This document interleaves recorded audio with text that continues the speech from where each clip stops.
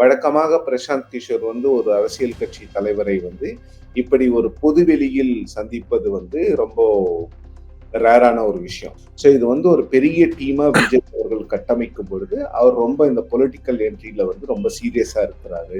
2026ஆம் ஆண்டு ஒரு மிகப்பெரிய ஒரு பொலிட்டிக்கல் ஸ்ட்ராட்டஜிஸ்டோட ரோல் நிச்சயமா இருக்கும். ஆனா அவங்க சொல்றது மட்டுமே அரசியல் கட்சிகள் கேட்கணும்னு இல்லை. விஜய் அவர்கள் இன்னும் ஃபீல்டுக்கு நிறைய வரணுங்கிறதுல மாற்று கருத்தே கிடையாது. ஒரு அரசியல் கட்சியா விஜய் அவர்கள் வந்து பப்ளிக் என்கேஜ்மெண்ட் இருக்கணும். மக்கள் இருக்கக்கூடிய இடங்களுக்கு தலைவர்களை சென்று அவங்க கிட்ட வந்து கருத்துரையாடுவது, இல்ல அவங்களோட பேசுறது, அவங்களோட இன்டராக்ஷன் பண்றது. சார் வணக்கம். வணக்கம் விஜய்.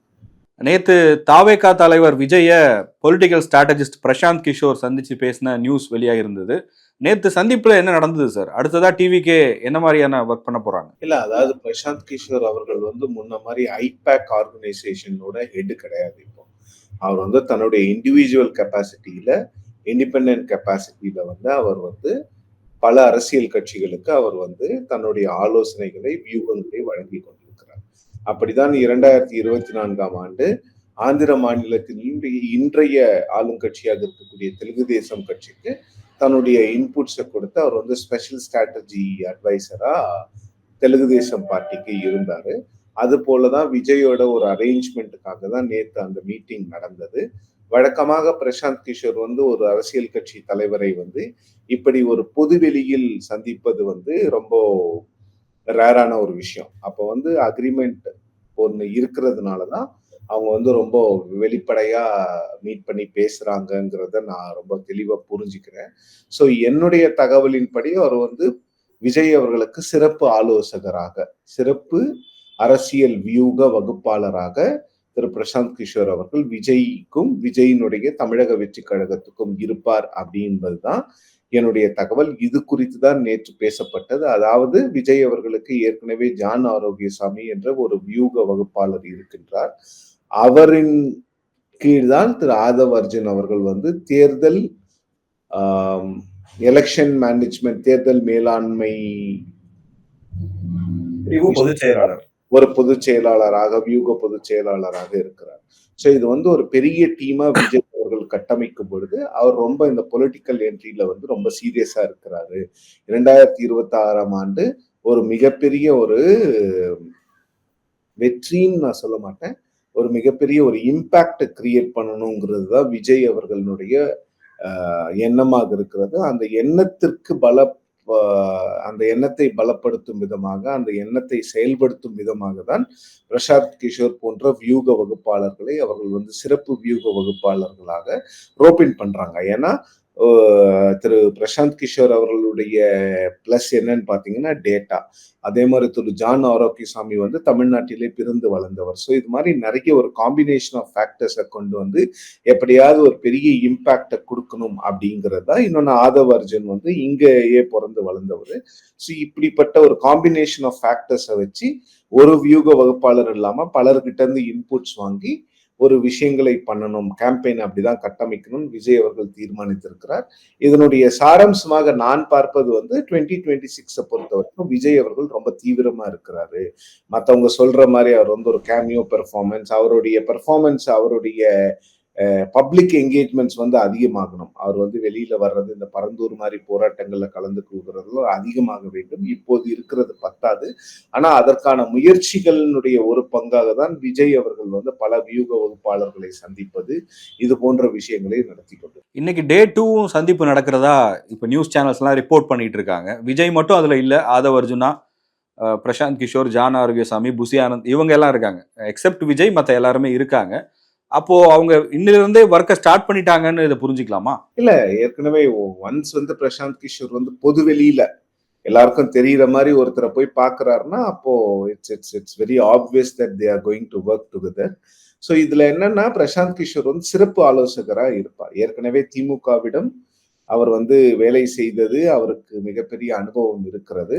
2020ஆம் ஆண்டு முதல் 2021ஆம் ஆண்டு வரை திமுகவிடம் அவர் வேலை செய்தார். வியூக வகுப்பாளராக இருந்தால் அந்த தேர்தலில் திமுக கூட்டணி 234 இடங்களில் 159 இடங்களை பெற்றது. இவரோடவே ஒர்க் பண்ண திரு சுனில் அவர்கள் தான் அதிமுகவுக்கு வியூக வகுப்பாளராக இருந்தார். அந்த கூட்டணி வந்து அதிமுக மட்டும் 66, மீதி 2 கட்சிகள் பாஜக 4, பாமக 5, கிட்டத்தட்ட 75 இடங்கள் அவர்கள் பெற்றிருந்தார்கள். ஸோ பிரசாந்த் கிஷோருக்கு தமிழ்நாட்டில் ஒர்க் பண்ண அனுபவம் இருக்கு. இன்னொன்று வந்து பல பேட்டிகள்ல விஜய் அண்டர் எஸ்டிமேட் பண்ணக்கூடாதுன்னு சொல்லியிருக்காரு. அதே மாதிரி ஏடிஎம்கேவும் நீங்க அண்டர் எஸ்டிமேட் பண்ணக்கூடாதுன்னு சொல்லியிருக்காரு. So Prashant Kishor knows a bit of Tamil Nadu politics. So அதற்கான வியூகங்கள் தான். திமுக ஒர்க் பண்ண மாதிரி ஃபுல் டைமா ஒர்க் பண்ண மாட்டார் பிரசாந்த் கிஷோர். அதுதான் இங்க இருக்கின்ற ஒரு டிஃபரன்ஸா நான் பாக்குறேன். திமுகவுக்கு வந்து அவருடைய நிறுவனம் வேலை செய்தது. இங்க வந்து அவர் மட்டும் தன்னுடைய பர்சனல் கெப்பாசிட்டியில இன்புட்ஸ் மட்டும் கொடுப்பாரு. இதை எப்படி பண்ணணும், இதை அப்படி பண்ணணும், இதை இப்படி பண்ண வேண்டாம், இந்த கேம்பெயினை இப்படி கொண்டு போகணும். விஜய் அவர்கள் வந்து எத்தனை மாவட்டங்களுக்கு செல்லணும், மாவட்டங்களுக்கு செல்லும் போது அந்த ஸ்ட்ராட்டஜி வந்து எப்படி இருக்கணும், அது வந்து பாத யாத்திரையா இருக்கணுமா, இல்ல பப்ளிக் மீட்டிங்ஸா இருக்கணுமா, இல்ல பப்ளிக் என்கேஜ்மெண்ட்ஸா இருக்கணுமா, என்னங்கிறத வந்து அவர் வந்து ஒரு ஓவர் வியூவா கொடுப்பாரு. இப்படி பண்ணுங்கன்னு சொல்லிட்டு ஃபைன் டீடைல்ஸ் எல்லாம் அவருடைய ஸ்ட்ராட்டஜிஸ்டான திரு ஜான் ஆரோக்கியசாமி, ஆதவ் அர்ஜுன் இப்படிப்பட்டவர்கள் கட்சியில் இருக்கக்கூடியவர்கள், கட்சிக்காக ஏற்கனவே ஆன்போர்டு ஆனவங்க அந்த எக்ஸிக்யூட் பண்ணுவாங்க. பட் ஜென்ரல் அப்சர்வேஷன்ஸும் ஜென்ரல் அட்வைஸும் ஓவர் ஆர்ச்சிங் பிரின்சிபல், அதாவது இப்படி பண்ணுங்கன்னு சொல்லிட்டு அவருடைய வேலையை பார்க்க போயிடுவாரு. அதை எக்ஸிக்யூட் பண்ண வேண்டிய வேலை தான் இவங்களுக்கு இருக்குங்கிறது தான் என்னுடைய புரிதல். ஏன்னா திரு பிரசாந்த் கிஷோர் அவர்கள் ஒரு கட்சியினுடைய தலைவராக இருக்கிறார். அந்த கட்சி வந்து பீகார் மாநிலத்தில் தேர்தலில் நிற்க ஆயத்தமாகி கொண்டிருக்கிறது. ஸோ இப்ப ஏன் பிப்ரவரியிலே இதை பண்றாங்கன்னா, மார்ச்சுக்கு அப்புறம் பிரசாந்த் கிஷோர் வந்து பீகார்ல போய் கான்சென்ட்ரேட் பண்ண வேண்டியது இருக்கு இந்த அக்டோபர் நவம்பர் வரைக்கும். ஸோ அதனால அவர் வந்து ஒரு அட்வைசரி ரோல்ல தான் இருப்பாரு. டிடிபிக்கு எப்படி அட்வைஸ் பண்ணாரோ அந்த மாதிரி அட்வைஸ் பண்ணிட்டு இதெல்லாம் இப்படி பண்ணுங்க அப்படின்னு சொல்லிட்டு அந்த எக்ஸிகியூஷனை வந்து விஜய் அவர்களிடம் இருக்கின்ற கட்சியிடமும் அவருக்கு இருக்கின்ற தேர்தல் பொறுப்பாளரிடம் அந்த வியூகத்தை இம்ப்ளிமெண்ட் பண்ற ஜாபை வந்து அவங்க கிட்ட கொடுத்துருவோம். நேற்று விஜயை மீட் பண்ணதுக்கு அப்புறமா ரகசியமா அதிமுக பொதுச் செயலாளர் எடப்பாடி பழனிசாமியையும் பிரசாந்த் கிஷோர் சந்தித்திருக்கிறார்னு ஒரு தகவல் வருது. அது உண்மையா சார்? அந்த தகவல் வந்து உறுதிப்படுத்தப்படாத தகவல். உறுதிப்படுத்தப்படாத தகவல் பத்தி நான் பேச விரும்பல. இன்னொன்னு என்னன்னா, அதிமுகவோட ஐபேக் பேசிட்டு இருக்கிறது உண்மை. ஆனா ஐபேக்குக்கும் இப்ப பிரசாந்த் கிஷோருக்கும் சம்பந்தம் இல்லை என்றுதான் அவர் சொல்கிறார். சோ வியூக வகுப்பாளராக அவர் யாரை வேண்டுமானாலும் சந்திக்கலாம். அது வந்து ஒரு பிரச்சனையே கிடையாது. அவர் வந்து ஒரு வியூக வகுப்பாளர். அவர் 10 பேரை சந்திக்கலாம். ஏன்னா அவர் வந்து at the end of the day is a business man. அவருக்கு வந்து இப்போ பொலிட்டிக்கல் பார்ட்டிஸ் வந்து கிளையன்ட்ஸ் தான். ஸோ அவர் யாரை வேணாலும் சந்திக்கலாம். எடப்பாடி பழனிசாமி அவர்கள் மற்றும் ஏடிஎம்கேவை சந்தித்ததற்கான தகவல் என்னிடம் இல்லை. ஸோ அதனால நான் அதை பத்தி கமெண்ட் இப்போ டிவிகே இப்படி ப்ரிப்பேர் பண்ணிட்டு இருக்காங்க, ஏடிஎம்கேவுமே ஐபேக்கோட பேசுறாங்கன்ற நியூஸ் வருது. டிஎம்கேவும் அந்த மாதிரி அபிஷியலா ஒரு டீமோட சைன் பண்ணிருக்கிறதா சொல்றாங்களே, அது சம்பந்தமா இன்ஃபர்மேஷன் ஏதாவது இருக்கா? இல்ல, திமுக வந்து அபிஷியலா யாரோடவும் சைன் பண்ணல. திமுக வந்து ஏற்கனவே பென் அப்படிங்கிற ஒரு நிறுவனத்தை வந்து வச்சிருக்காங்க, பாப்புலர்ஸ் எம்பவர் நெட்வொர்க் அப்படின்னு நினைக்கிறேன். அவங்களுடைய இன்னோஸ் ஏஜென்சி, அந்த ஏஜென்சி தான் திமுகவுக்கான எல்லா வியூகத்தையும் வகுக்கிறாங்க. அந்த ஏஜென்சியோட ஒரு எக்ஸ்டர்னல் அட்வைசரா திரு ராபின் சர்மா அவர்கள் வந்து அந்த டீமுக்கு டைரக்டா டிஎம்கேக்கு ஒர்க் பண்ணாம பெண்ணுக்கு வந்து அவர் வந்து எக்ஸ்டர்னல் ஸ்பெஷல் அட்வைசரா இருப்பாரு அப்படிங்கிறது தான் என்னுடைய தகவல். ஸோ அதுவும் டிவிகேக்கு பிரசாந்த் கிஷோர் இருக்கிற மாதிரி தான்.